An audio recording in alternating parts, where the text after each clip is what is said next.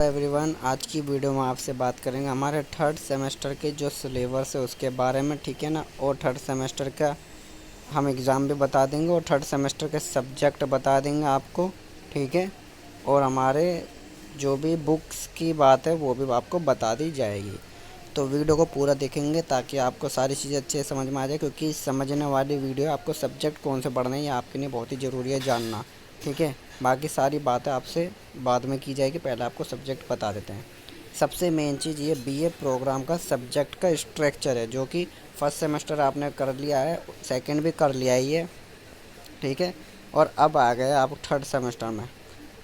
Third semester का आपको मैं बता देता हूँ। ये रहा थर्ड सेमेस्टर, यहाँ पे दिख चुका है आपको लिखा हुआ। ये थर्ड सेमेस्टर के हमारे स्टूडेंट हैं, इनके डिसिप्लिन कोर्सेस होते हैं प्रोग्राम वालों के।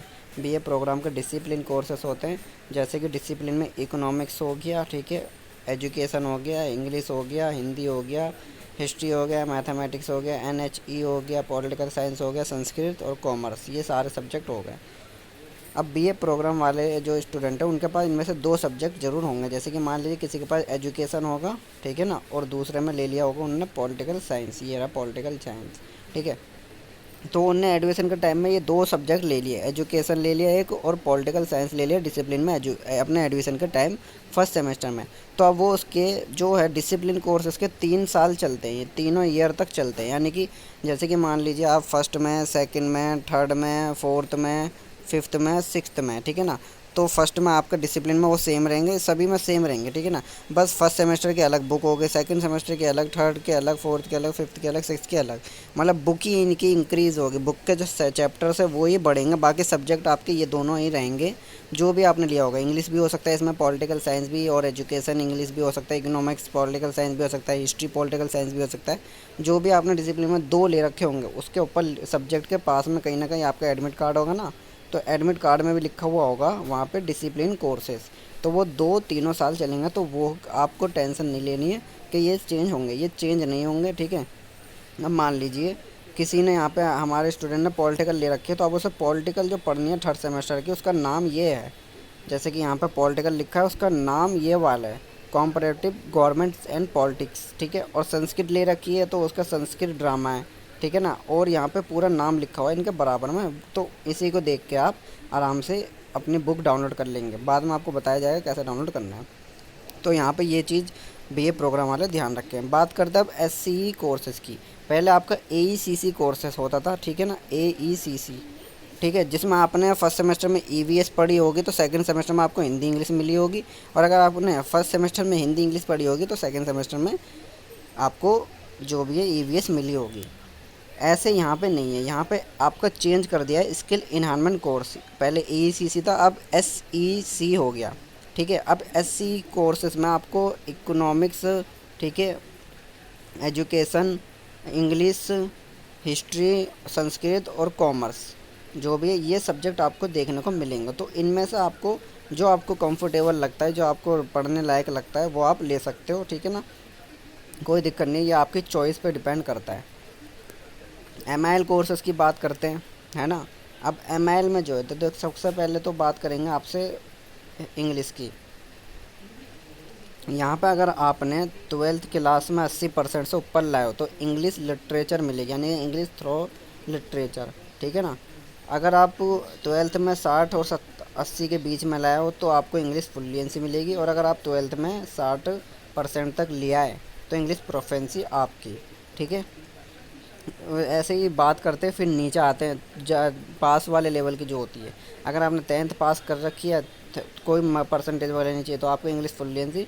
और आपकी 8वीं पास है तो आपकी इंग्लिश प्रोफेंसी, ठीक है ना। यानी कि पास में ही है 10th और 12th लेवल की, बाकी कोई ऐसा कुछ नहीं है, ठीक है ना। बाकी इंग्लिश ABC ये होता है। और हिंदी में तो ये है कि अगर आपने हिंदी 8वीं तक पढ़ी है तो आप हिंदी सी लेंगे। अगर आपने 10वीं तक हिंदी पढ़ी है तो 8वीं बी होगी, हिंदी बी होगी आपकी। और अगर आपने 12th तक हिंदी पढ़ी है तो हिंदी ए आपकी होगी, ठीक है। तो इस चीज़ को बहुत ही ध्यान रखें, क्योंकि आपकी परसेंटेज का भी बहुत ही हिसाब रखना होता है। अब बात करते देखो यहाँ पे सबसे मेन चीज़, बहुत सारे स्टूडेंट जो हैं हमारे उन्होंने भी ली होगी, जैसे कि फर्स्ट सेमेस्टर में हिंदी इंग्लिश ले लेते हैं और सेकंड सेमेस्टर में हिंदी आपको मिली होगी, ठीक है ना। तो यहाँ पे जो है वो ऐसा ही रूल है यहाँ पे भी। अभी आपको जो है यहाँ पे इंग्लिश जो है आपकी, इंग्लिश में से अगर जैसे कि मान लीजिए आपको इंग्लिश चाहिए, तो आप अगर नेक्स्ट सेमेस्टर में जैसे कि यहाँ पे हिंदी और इंग्लिश का ऑप्शन अवेलेबल है, तो आपने अगर इनमें से एक ले ली, ठीक है, तो आप फोर्थ सेमेस्टर में वो नहीं ले पाएंगे। जैसे कि आपने मान लीजिए फर्स्ट सेमेस्टर में या सेकंड सेमेस्टर में इंग्लिश या फिर आपकी हिंदी होगी, ठीक है ना, या मान लीजिए आपने सेकंड सेमेस्टर में हिंदी ले ली है, ठीक है, तो आप जो है अगर सेम हिंदी यहाँ पे आपकी मिल रही है, सेम नाम मिल रहा है आपका, तो आप वो नहीं ले सकते। अब मान लीजिए आपने जो पढ़ी होगी, मान लीजिए जैसे कि हम हिंदी ले लेते हैं, ठीक है, पहले सेकेंड सेमेस्टर की हिंदी देख लेते हैं। तो आपकी देखो सेकेंड सेमेस्टर में हिंदी जो है आपकी, यहाँ पे हिंदी का नाम था आधुनिक भारतीय भाषा, ठीक है, और हिंदी भाषा और साहित्य, ठीक है। तो ऐसे ही आप थर्ड सेमेस्टर में आकर अब देखते हैं हिंदी में क्या है, फिर आपको बताते हैं आधुनिक भारतीय भाषा हिंदी गद्यांश, तो आप ले सकते हैं, ठीक है ना। यानी कि अगर आपकी सेम मैच होता है, यहाँ पर गद्यांश है, वहाँ पे साहित्य है, तो अगर आपका सेम मैच होता है हिंदी में, तो आप बिल्कुल नहीं लें। हिंदी के इंग्लिश में भी अगर आपके इंग्लिश है, उसमें इंग्लिश ABC है, ठीक है ना, तो इंग्लिश ABC का हिसाब यही है, सेम उठे सेम ही होता है। आपको दिखला देते हैं एक बार खुद भी। जैसे कि ये सेकंड सेमेस्टर की इंग्लिश है, तो इंग्लिश में जो है इंग्लिश लैंग्वेज थ्रू लिटरेचर का है, ठीक है, और कोई ऐसा नहीं है यहाँ पे। और आप आ जाते हैं, अब थर्ड सेमेस्टर में आ जाते हैं, तो यहाँ पे भी सेम वही है, इंग्लिश लैंग्वेज थ्रू लिटरेचर।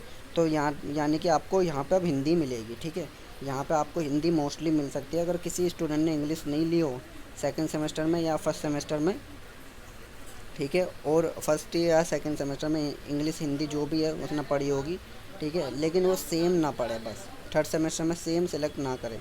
मान लीजिए आप हिंदी ही ले सकते हैं जहाँ तक कि हमारे हिसाब से, क्योंकि इन्होंने कन्फ्यूज़ यही कर रखा है कि इन्होंने सारे दे रखे हैं, ठीक है। बहुत सारे कभी कभी एडमिशन का टाइम दे देते हैं सब्जेक्ट कुछ और, कि यहाँ पे हिंदी इंग्लिश का ऑप्शन दे देते हैं तो हिंदी नहीं आती, तो हिंदी का ऑप्शन दे देते हैं तो इंग्लिश नहीं आती, तो ऐसे ये कर देते हैं। लेकिन मेरा सजेशन यही है कि आपको हिंदी पढ़नी है थर्ड सेमेस्टर में, ठीक है ना, हिंदी आगे की पढ़नी है।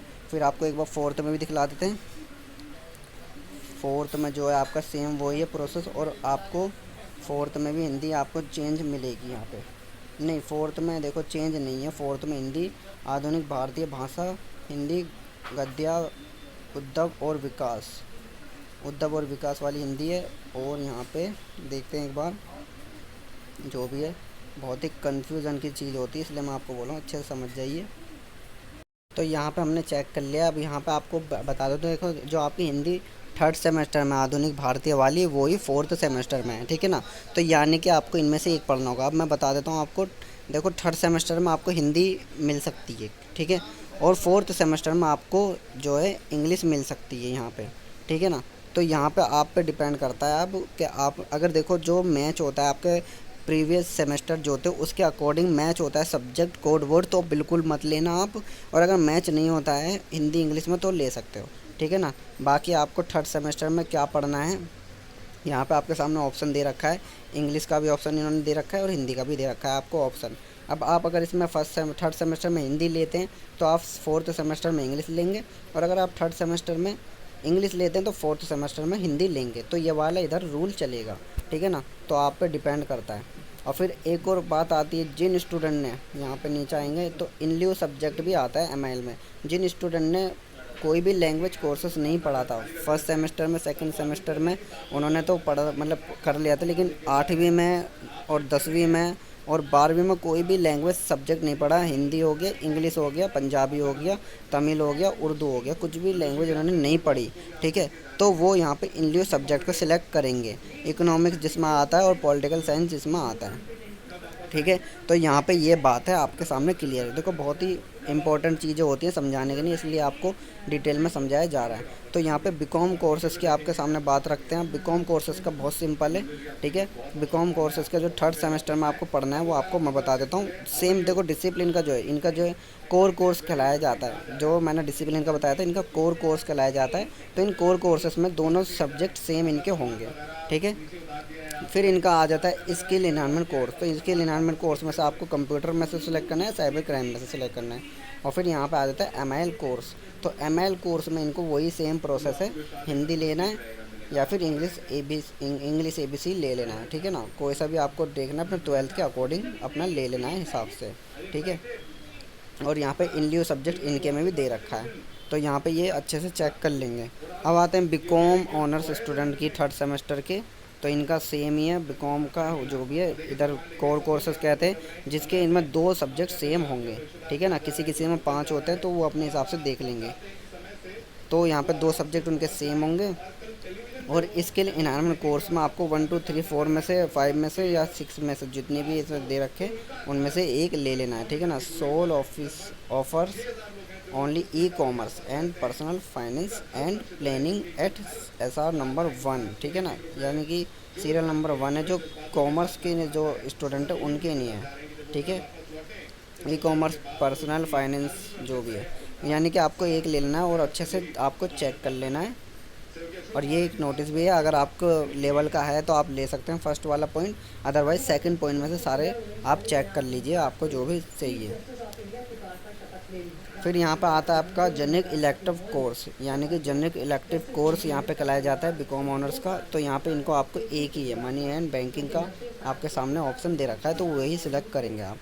अब आती है BA ऑनर्स पॉलिटिकल साइंस, ठीक है। BA ऑनर्स पॉलिटिकल साइंस के हमारे 3rd सेमेस्टर के स्टूडेंट आ गए। कोर सेम, जैसे कि मैंने आपको बताया था, उनका भी कोर सेम ही होता है और discipline same.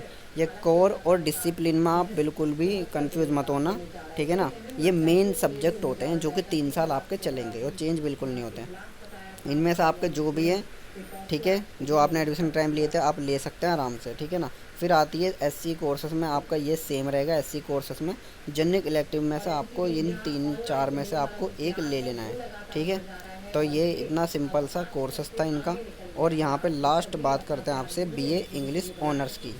BA English honours की बात करते हैं, जो कि आपको बता देते हैं। तो कोर जैसा कि मैंने आपको बताया, कंफ्यूज बिल्कुल मत होना। 1 2 3 में से जो भी आपके थे वो ले लेंगे। और जेनरिक, यहाँ पे जेनरिक नहीं, SCE कोर्सेस में ट्रांसलेशन स्टडीज़ है और लिटरेचर है, और यहाँ पे जो भी इन 2 में से आप ले लेंगे, ठीक है। इन 2 में से SCE में से ले लेंगे। फिर आते हैं आपका JEE कोर्स में, यानी कि जेनरिक इलेक्टिव कोर्स में, तो इन 2 में से भी आप अपना सिलेक्ट कर लेंगे। अब आपके सब्जेक्ट हो रहे हैं चेंज, ठीक है। तो यहाँ पे मैंने सभी कोर्सेज़ के आपके सब्जेक्ट बता दिए मैंने आपके, ठीक है।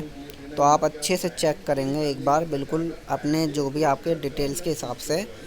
कोई कन्फ्यूज़न हो तो कमेंट करके पूछ सकते हैं, मैं उसके ऊपर ऑलरेडी वीडियो बना दूंगा। फिर तेज़ी से जितनी जल्दी हो सकता है। इस वीडियो को बनाने का थोड़ा टाइम लग गया क्योंकि अच्छे से समझना पड़ता है, ठीक है। तो यहाँ पे ये सारी चीज़ है। अब देखो, बहुत सारे स्टूडेंट एग्ज़ाम के बाद मैं आपको पहले ही क्लियर कर दूँ, 3 महीने आपके पास एग्ज़ाम के नहीं, ठीक है। इस 3 महीने में आपके एडमिशन होंगे, जो भी होगा कुछ भी होगा। 20 दिसंबर से आपके एडमिशन शुरू हो जाएंगे, ठीक है। सॉरी, 20 दिसंबर से एग्ज़ाम शुरू हो जाएंगे हमारे 3rd सेमेस्टर के। एडमिशन बोल दिया मैंने, 3rd सेमेस्टर के एडमिशन नहीं, एग्ज़ाम शुरू होंगे 20 दिसंबर से, जो कि ऑफलाइन मोड पर होंगे, ठीक है। ये भी रूल बहुत ही इन्होंने जल्दी करवा दिया, तो इसलिए आपको कोऑपरेट करना होगा प्लीज़, ठीक है। तो आप अपनी स्टडी पे ध्यान रखेंगे। और आपकी जो बुक का मामला है, तो देखो बुक के लिए मैं आपको यहाँ पे जो है, आप ऑनलाइन CBCS पे जाएंगे, ठीक है। और यहाँ पे UG स्टडी मटेरियल लिखा हुआ है, इस पर क्लिक करेंगे तो आपके सामने सारा मटेरियल आ जाएगा, ठीक है। यहाँ पे UG स्टडी मटेरियल, तो यहाँ पे सबका आ रखा है, ये आपके सामने दिख रखा है, सभी कोर्सेज़ का है। तो आपका 3rd सेमेस्टर का है, 3rd सेमेस्टर पर आप क्लिक करेंगे, ठीक है। तो आप 3rd सेमेस्टर पर आ, तो यहाँ पे आप देख सकते हैं ये 3rd सेमेस्टर की सारी बुकें, जो भी आपको बुक चाहिए वो यहाँ से डाउनलोड कर लेंगे, ठीक है ना। और आपको सिलेबस देखना है, यहाँ पे ही क्लिक करेंगे, ठीक है। और यहाँ पे क्लिक करने के बाद आपके सामने जो है सिलेबस के लिए वहाँ पे आपको दिखला नहीं था, लेकिन यहाँ पे आपको बताते थे। यहाँ पे आप स्टूडेंट डैशबोर्ड की साइड पे आओगे तो यहाँ पे आप CBCS पे आ जाओगे, क्लिक कर दोगे CBCS पे, ठीक है। फिर यहाँ पे नीचे आपके सामने आ जाएगा सिलेबस, UG सिलेबस, ये रहा, ठीक है। इस पर क्लिक करेंगे तो आपके सामने सारा 1st से 6th सेमेस्टर तक का सिलेबस आपके सामने आ जाएगा, ठीक है ना। लोड हो जाएगा, जो भी आपका सेमेस्टर है वहाँ पे आप क्लिक कर लेंगे, अपना आराम से देख लेंगे सिलेबस भी, ठीक है। इसी वीडियो को ज़्यादा से ज़्यादा शेयर करें, प्लीज़ सपोर्ट करें, चैनल को भी सब्सक्राइब कर दे करें, ताकि हमारा मोटिवेशन बना रहे। और चैनल को ज़रूर सब्सक्राइब करो, शेयर वीडियो ज़रूर कर दें। Thank you.